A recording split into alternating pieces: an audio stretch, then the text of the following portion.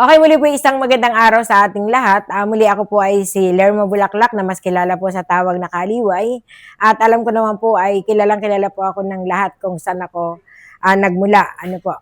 Ako po ay nananawagan sa lahat po ng aking mga kasamahan pa dyan sa kabundukan na sana po huwag nilang sayangin yung pagkakataon, mahalin po ang nag-iisa nilang buhay at balikan po ang kanilang pamilyang iniwanan. Hindi ko po sinasabi na surrender kayo sa pamahalaan kasi may kanya-kanya po tayong paninindigan.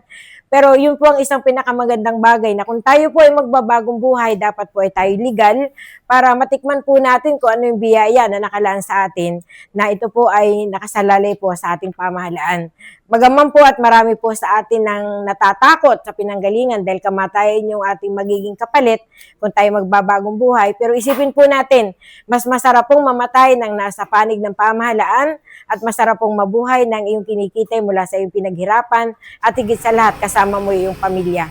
At sa mga kabataan naman po ngayon, sa mga nadyan sa mga legal front naman natin, nakakalungkot lang pong isipin na ang sabi nung una, kaya nare-recruit kaming walang pinag-aralan, dahilan nga po sa kami wala daw alam, pero mas nakakalungkot pong tanggapin na maraming kabataan ngayon, cum laude nga, nakagraduate, nag-aral sa mataas na antas ng paaralan, scholar ng bayan, pero namamatay sa kabundukan at minsan pa may mga magulang na nagiging sumusuporta pa doon sa kanyang anak na nasa kilusan.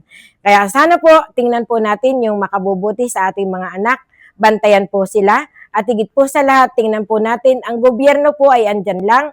Huwag po natin tingnan yung laging sinasabi na masama ang pamahalaan dahil sabi ko nga po, ang gobyerno lang o ang ating pamahalaan lamang ang totoong nagmamalasakit sa ating bayan, lalo tigit po sa mga taong gustong magbagong buhay.